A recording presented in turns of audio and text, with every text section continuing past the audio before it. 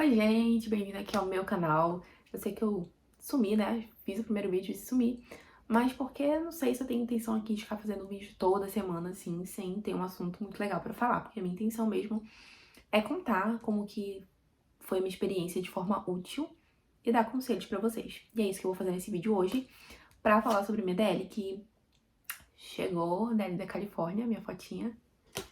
E eu vou contar aqui pra vocês como que foi a minha experiência, tanto da prova teórica como da prova prática. E também vou falar sobre documentações e dar algumas dicas pra você ainda que tá aí nessa parte de negociar com o Host Family, pra você fazer um bom negócio e tudo certo, não ter, assim, alguns perrenguezinhos que eu tive que passar por aqui, beleza? Antes de tudo, eu tô aqui em Santa Clarita, que fica uns 40 minutos de Los Angeles. E como que eu estudei pra essa prova teórica?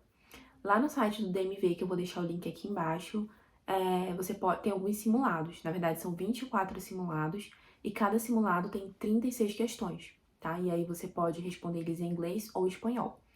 Então, né, eu estudei tudo em espanhol, porque eu achei que era mais fácil. E todo mundo, quando eu cheguei aqui, me falava que a prova era em espanhol. Apesar que no grupo do WhatsApp algumas meninas estavam falando que tinha sim essa opção de fazer a prova em português de Portugal. Eu não tava botando muita fé, né? E eu não sabia se em todos os escritórios tinham essa opção. Eu falei, não, vou estudar em espanhol porque eu não quero correr o risco. Então eu estudei em espanhol. E estudei também só pelos questionários na primeira vez, porque eu vi muitas meninas falando que tinham estudado só pelo questionário e passaram. Então, foi isso. Mas também vou deixar o link do e-book. O e-book tá todo em português e ele tem em torno aí de umas 115 páginas, não é muito grande, tá? Então, a minha dica é, se você já tá no Brasil, já fechou com a família, já tá com a data da viagem marcada, eu sei que às vezes tem muita coisa pra fazer, porque a gente também tem que fazer aquele curso, né, que a agência pede antes de você embarcar e tal. Mas se você tem condições de fazer, tá com tempo aí hábil pra conseguir estudar, estudando pra prova, faça. Dá pra você fazer um simulado por dia ou 2 simulados por dia e, tipo, vai te adiantando o tempo, sabe? E aí você pode errar, são 36 questões na prova teórica e você pode errar 6 questões, tá? E são 12 questões perguntas sobre placa. E aí no dia da prova eu comecei pela questões de placa, porque eu achei mais fácil, e depois eu fui pra prova de legislação, tá? No dia que eu fui fazer a prova teórica, como que foi? Eu levei o meu SSN, você agenda tudo pelo site do DMV, tá? Eu levei o meu SSN, o passaporte, o I-94, o DS e o comprovante de residência. Esses foram os documentos que eu levei. E aí, quando chegou lá, que eu fui dar os documentos pra mulher, a mulher não queria, quase que não me deixa fazer a prova. Porque ela viu que o meu visto era J1, que é o visto de trabalho, né? Que a gente tá aqui como au pair.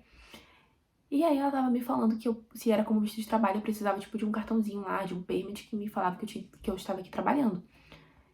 E eu falei, mas eu não estou aqui legal, eu não tenho esse cartãozinho e o meu I-94 mostra isso, mostra o meu status que eu estou aqui trabalhando. E o meu DS também fala isso, tem todo o contato da família e tal.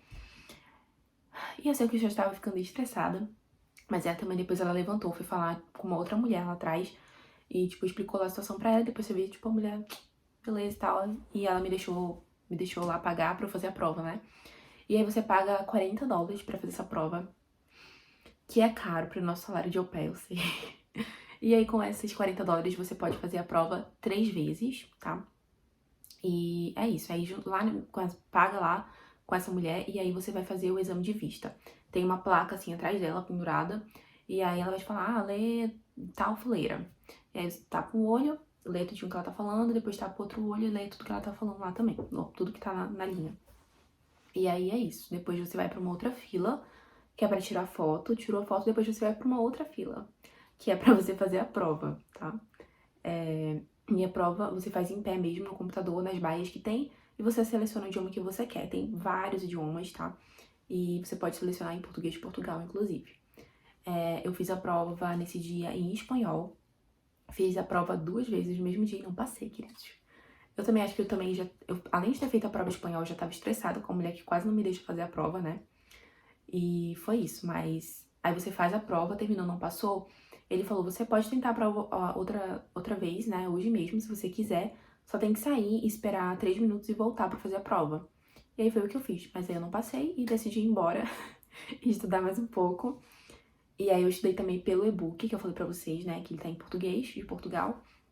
E conversei com algumas meninas, elas falaram que, tipo, super tranquilo, dava pra fazer em português a prova e que era até mais fácil. E realmente eu achei. Porque tem algumas perguntas que você até consegue imaginar melhor com a prova em português. Então foi isso que eu fiz e eu passei. Pra prova prática, você também agenda no computador, tá? E você não precisa pagar, porque você já pagou a prova, aquela prova, aquele valor lá de $40, então você não precisa pagar a prova prática pra isso. No dia da prova prática, quais são os documentos que você tem que levar? Você tem que levar o permit, que quando você passa na prova teórica, eles te dão um papel. Nesse papel tá dizendo que você passou na prova prática e que você pode começar a dirigir. Mas só que com esse papel você só pode dirigir com alguém que tenha a licença da Califórnia, tá? Enfim, você tem que levar esse permit, tem que levar o registro do veículo, o insurance e uma pessoa que tenha a carteira da Califórnia também, que tem que estar com você no dia da prova, tá? Depois você espera lá a sua vez e antes de começar a fazer a rota, o instrutor vai, tem uma fila de carros, né, que tá parado ali pra fazer a prova. Quando chega a sua vez, ele pede pra você abaixar o vidro e ele vai falar com você. Então, tudo em inglês, né, claro. E aí ele vai pedir pra você fazer os sinais com o braço, o sinal de direita, esquerda e o de stop. Depois você não liga o carro completamente, porque o instrutor vai pra frente e atrás do carro, então você tem que meio que manter ele ali em segurança. Então você só liga o painel do carro sem ligar o carro completamente. Daí ele vai pra trás do carro, vai pedir pra você dar a seta pra direita e esquerda. Depois ele vai pra frente do carro e vai pedir pra você dar a seta pra direita e esquerda também. Depois, o que mais? Ele vai pedir pra você dar a buzina. E depois só pra você apontar, não precisa ligar nada. Pra você mostrar onde fica o freio de mão do seu carro, o descongelador, o limpa-para-brisas, luzes de emergência e faróis dianteiros. E aí é isso, você só vai apontar pra ele. Então tá, como é que foi a minha experiência na prova prática? Eu não passei de primeira também. Na prova prática você pode errar até 16 pontos. E na primeira vez eu errei 5 pontos. Ela ficou ali caladinha, só marcando tal. Só quando eu terminei a rota, tudinho que ela me mostrou o papel e tal. Só que eu já sabia que eu não ia passar. Porque eu sei que eu fiz besteira, né? E o que eu fiz foi... Eu cometi um erro que ele te elimina de vez. Não importa quantos pontos você perdeu.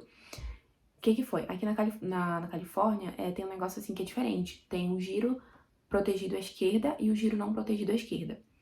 Então significa que você pode girar à esquerda. Tem aquele... Sabe que ele tem um sinal, o verde, o amarelo, o vermelho normal. E quando aparece a seta verde, significa que é um giro protegido.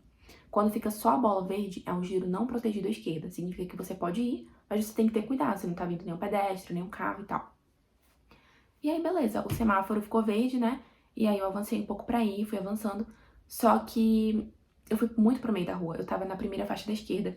Eu deveria ter dobrado na primeira faixa, só que avancei muito e acabei abrindo muita curva e dobrei na segunda faixa da esquerda. E isso me eliminou. Mas aí, né, fazer o quê? A vida, testei, comecei a treinar, e voltei pra lá na segunda vez e passei.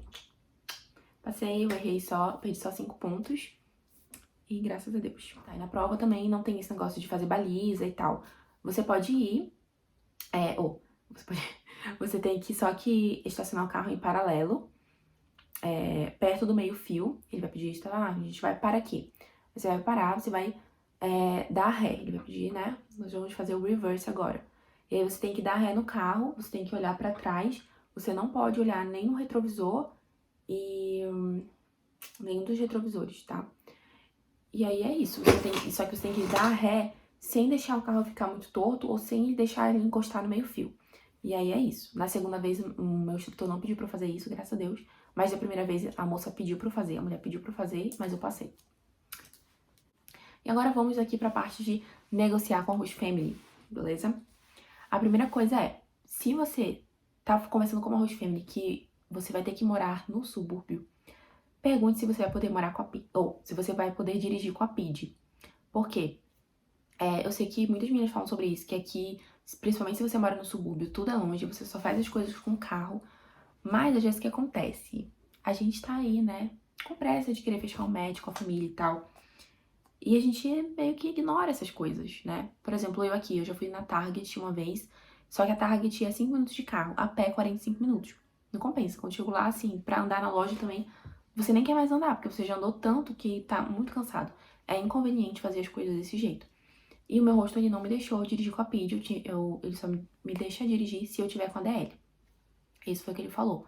Só que eu não perguntei antes nisso na entrevista. Eu só comentei com ele que eu estava tirando a PID e eu achei que ia ser muito de boa. Só que não. Tem famílias aqui que é muito de boa. Você chega, ela já te inclui no seguro com a PID, você já pode dirigir. Mas a minha host family não foi assim. E aí eu já tô aqui 4 meses e eu ainda não estou dirigindo, tá? Não é fácil. Minha segunda dica é: você fechou com a host family, você já sabe pra qual estado você vai, já comece a estudar desde agora, tá? Porque aí depois que você chega aqui, as primeiras coisas que você tem que resolver é abrir uma conta no banco e SSN. Com o seu SSN, você já consegue marcar o seu appointment pra ir fazer a prova teórica. Então, já começa a estudar desde o Brasil. Ou se você não estudou no Brasil, mas chega aqui, se dá um prazo de 1 semana, 2 semanas e já marca a prova, então já marca a prova e começa a estudar pra você saber que você vai fazer a prova e já começa a estudar mesmo, sabe? Não fica enrolando, não. E por último, pergunte na entrevista se é importante pra eles que você dirija. Se você vai ter que dirigir as crianças, por exemplo. Porque se isso é importante pra eles, pergunta se eles vão disponibilizar um tempo deles pra te ensinar a dirigir ali um pouco, pra você estar inteirada sobre as regras de direção dos Estados Unidos, ou se eles vão pagar uma autoescola pra você. Porque se isso é importante pra eles, então eles que têm que pagar, tá? Isso aconteceu aqui comigo. A minha host family já tinha me falado que eles iam querer que eu dirigisse as crianças e tal. E a gente sabe que o nosso salário é pouco. E eles disseram que eu ia ter que marcar com a metade da autoescola. E aí eu falei que eu não achava justo e que se fosse assim eu não ia fazer. Então eles falaram que ia pagar 2 horas de autoescola pra mim. E aí eles pagaram essas 2 horas. Só que eu também não me senti segura só com 2 horas de aula. Então eu tive que fazer mais 2 horas de aula. Essas 2 horas de aula você faz em um dia só. E aí eu paguei. Paguei porque também senão ia, tipo, acho que eu não ia me sentir segura pra fazer a prova e talvez eu ia ter demorado mais ainda pra passar na prova, sabe? Talvez eu não tivesse passado de segunda. Então, preferi pagar. Mas isso é uma coisa que você, por favor, converse antes de falar com a família, porque não é legal, a gente já ganha pouco. Eu já tinha pagado também uns $40 pra fazer a prova teórica, que já não é barato. E a autoescola aqui nos Estados Unidos também não é barato pro nosso salário. Então, converse com a sua host family antes de vir pra cá.